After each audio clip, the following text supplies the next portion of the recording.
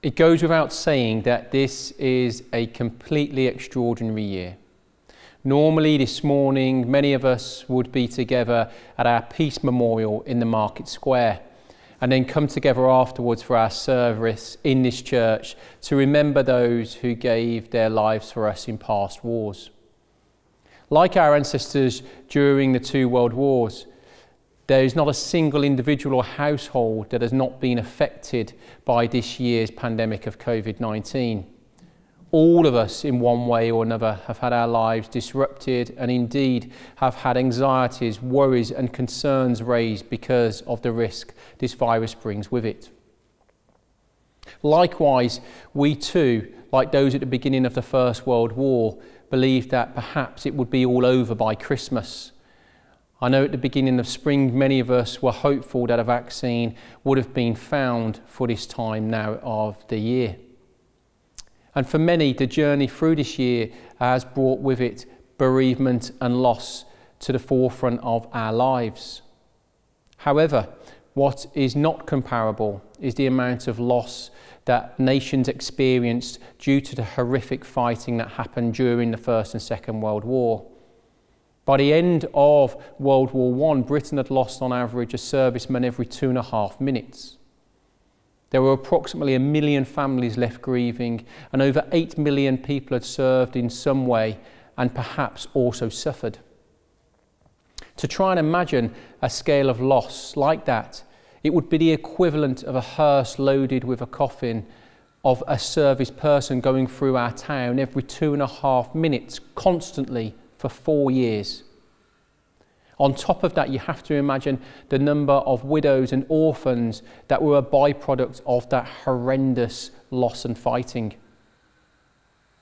All of us have a responsibility to build a better future for our children and future generations. I'm sure that those who sacrificed so much during the 20th century hoped that the 21st century would be a world where our nation and local communities would be filled with love and peace for all to flourish. Jesus promised his disciples an extraordinary peace in the midst of conflict and the struggles of life. He promised his presence with his disciples by leaving them the Holy Spirit that is indeed capable of giving that peace which goes beyond human understanding. The Catholic bishop Oscar Mamero, who was martyred for his faith, said this about peace. Peace is not the product of terror or fear. Peace is not the silence of cemeteries. Peace is not the silent result of violent repression. Peace is the generous, tranquil contribution of all to the good of all.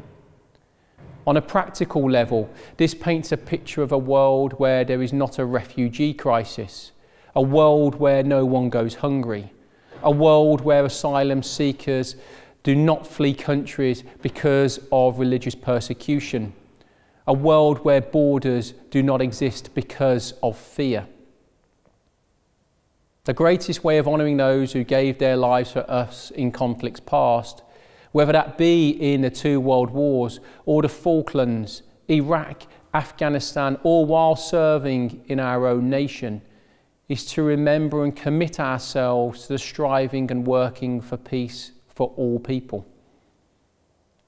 In that we can bring together that peace which seems to go beyond our understanding, so that as our current situation might restrict our movements and engagements with the wider world, we can still pledge ourselves to work for peace and for justice and the care of all people in every way humanly possible. There has been an upsurge in keeping Remembrance Sunday in recent years. But if we do not reflect this with sincere intention throughout the rest of the year, by creating and pursuing a caring, loving and peaceful society, what we actually honour today is merely for sentimentality.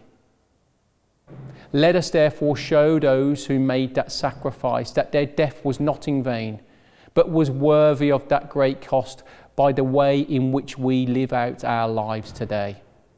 Amen.